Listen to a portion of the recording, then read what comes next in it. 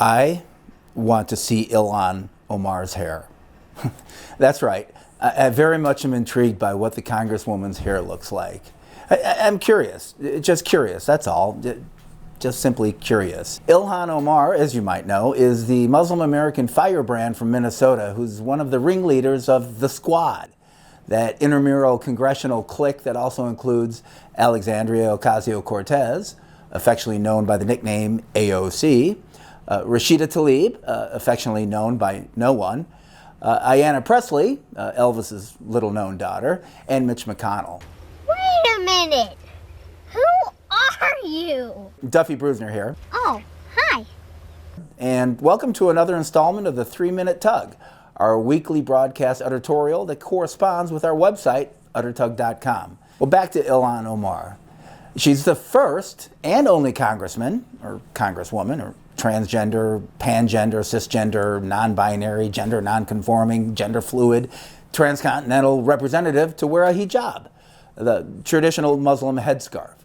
She was even sworn into Congress with her hand on the Quran instead of the Bible, also a first. Gawd and Muhammad wept and hugged during Ilhan's swearing-in ceremony and immediately pinky promised to stop one-upping each other in the religious conversion game. And it's great to see the United States evolve in such a progressive manner, too.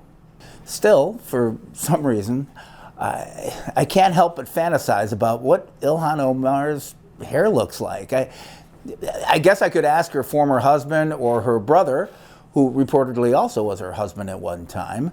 I mean, I can only imagine, the delight that they felt when Ilhan came home from a hard day of spewing hateful rhetoric against Jews in Israel on the Capitol floor and announced that she's feeling frisky.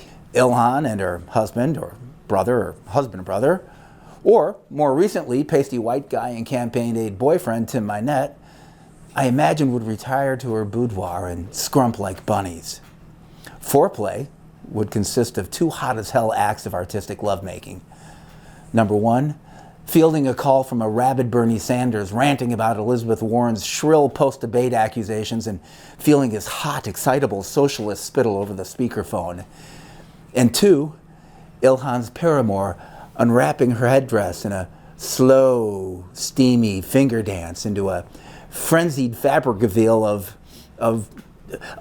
what? I mean, what is beneath the hijab? I want to know, damn it. I mean, do only her lovers know of her secretive head of hair? It's not fair. I mean, what is it? Is it a standard issue afro? Cool. If so, how big? I mean, does it explode out of her headdress like an oversteamed batch of Jiffy Pop? Or is it tightly woven cornrows etched across her cranium like finely manicured irrigation ditches throughout expansive Midwest farmland? Is it? Is that what it looks like? Or is it a Dorothy Hamill bob cut? Or a Jennifer Aniston Rachel? I want to know. It's just driving me friggin' crazy. I know it's weird, but it's driving me crazy. Now, I recognize that some of you will look upon my fascination with Ilhan Omar's hidden hair as misogynistic, racist, sexist, and Islamophobic, and you'd be right if you weren't so goddamn wrong. I'm just a healthy, single middle-aged dairy farmer from the state next door who simply is having a strong curiosity Jones about an attractive congresswoman's hair. Is that so wrong? I mean, is it? Is it so wrong? I mean, I have the same level of curiosity regarding whether or not Mayor Pete has reached puberty.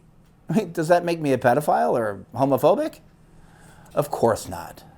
I'm curious. Just curious, that's all. Just curious. I'm Duffy Brusner, and I'll be here till the cows come home.